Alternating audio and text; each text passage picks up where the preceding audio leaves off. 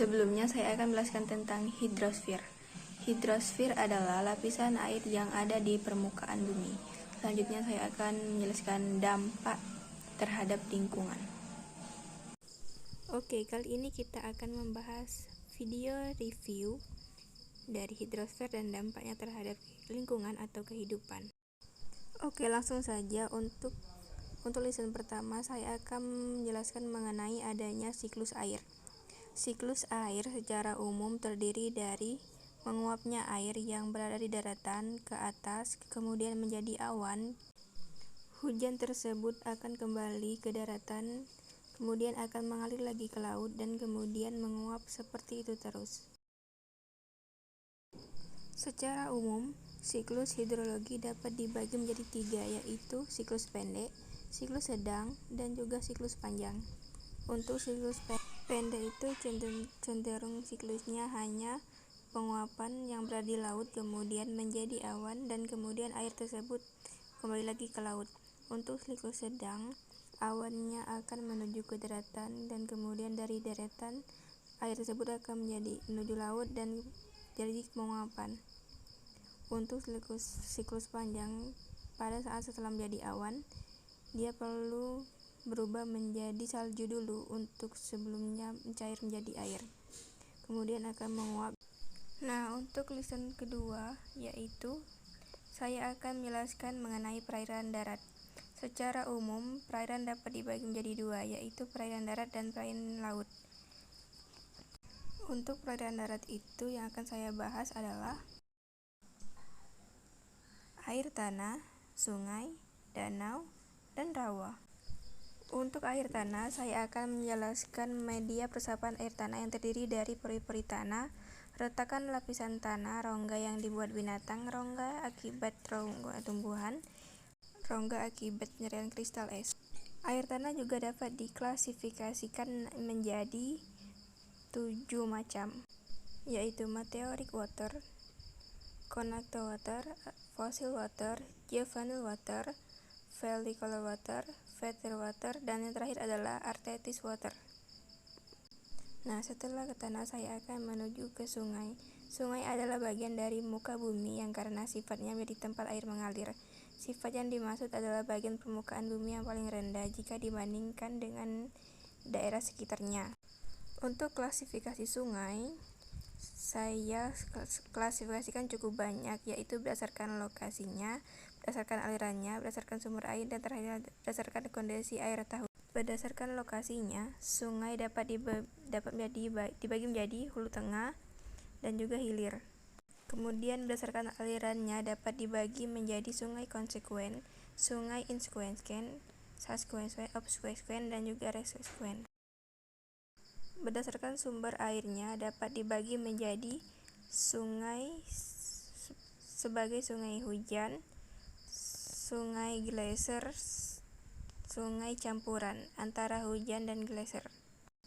Menurut kondisi airnya sepanjang tahun, ada sungai episodik dan juga ada yang disebut sebagai sungai periodik. Selanjutnya, setelah klasifikasi sungai, saya akan menjelaskan pola aliran sungai. Untuk pola aliran sungai itu dapat dibagi menjadi 7 juga, yaitu ada pola dendritis, pola memusat, pola menyebar, pola radialis, pola anular, dan pola aliran finaitis. Oke, setelah itu pembahasan yang terakhir adalah proses dan hasil kerja sungai. Secara umum, proses hasil kerja sungai dapat dibagi menjadi 2, yaitu erosi dan sedimentasi. Erosi yaitu proses pelepasan materi batuan-batuan akibat adanya tenaga oksigen. Sedangkan sedimentasi, proses pelepasan material dari batuan induk yang dipindahkan oleh aliran sungai dan diendapkan di lokasi yang lain. Setelah sungai, saya akan menuju ke danau. Danau adalah cekungan besar di permukaan bumi yang digenangi oleh air, bisa tawar ataupun asin, yang seluruh cekungan tersebut dikelilingi oleh daratan. Kebanyakan danau adalah air tawar dan juga banyak yang berada di belahan bumi utara pada ketinggian yang lebih atas. Secara klasifikasi danau berdasarkan terjadinya, yaitu danau tektonik, danau vulkanik, danau tektonik vulkanik, danau karst, danau glasial, dan yang terakhir danau buatan. Setelah danau, saya akan menjelaskan rawa. Rawa adalah lahan yang tergenang oleh air secara ilmiah dan terjadi secara terus-menerus atau terjadi secara musiman yang diakibatkan karena drenase yang terhambat serta mempunyai ciri-ciri khusus secara fisika, secara kimiawi, dan juga secara biografis.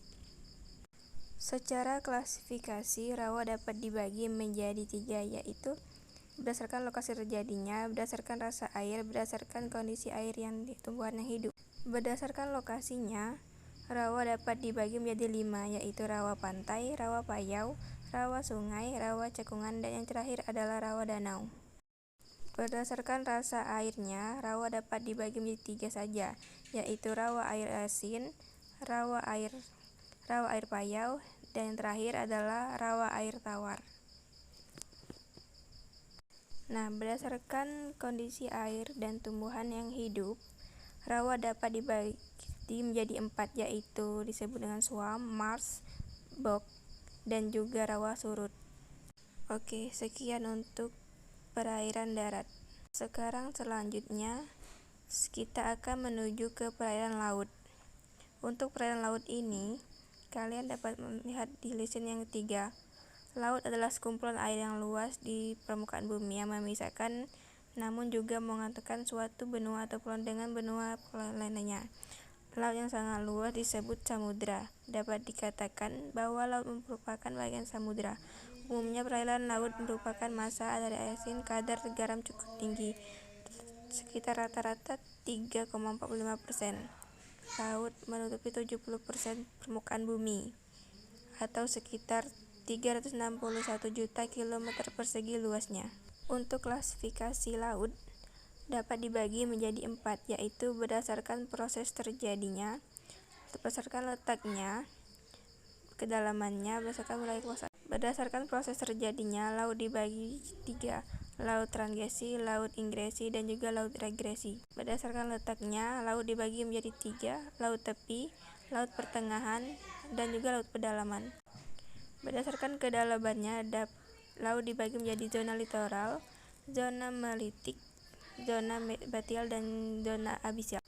Berdasarkan wilayah kekuasaannya, laut dibagi menjadi laut teritorial, zona ekonomi eksklusif, dan juga ada landasan kontinen. Untuk relief laut, laut itu tidak datar. Jadi dalam dasar laut itu memiliki relief sama seperti daratan. Jadi ada bukit, ada lembah. Nah, dalam lisan kali ini saya menjelaskan relief laut yang disebut dengan paparan, palu, lubuk laut, gunung laut, pengumungan tengah laut, ambang laut, dan juga bawah laut. Nah, yang terakhir dari laut, saya akan menjelaskan gerak air laut. Secara umum dapat dibagi menjadi 3, yaitu yang disebut dengan gelombang, ada juga yang disebut dengan arus, yang terakhir adalah pasang surut. Gelombang dapat dibagi menjadi 5, yaitu osilasi, translasi, swash, black swash, yaitu endogenik. Nah, kemudian saya akan menjelaskan tentang arus laut. Arus laut adalah gerakan massa air laut dari suatu wilayah ke wilayah lainnya. Gerakan massa air laut ini dapat secara meter berupa arus permukaan dan arus dasar, ataupun secara vertikal dari lapisan bawah ke atas sebaliknya. Gerakan angin yang arahnya tetap sepanjang tahun. Perbedaan tinggi permukaan air laut.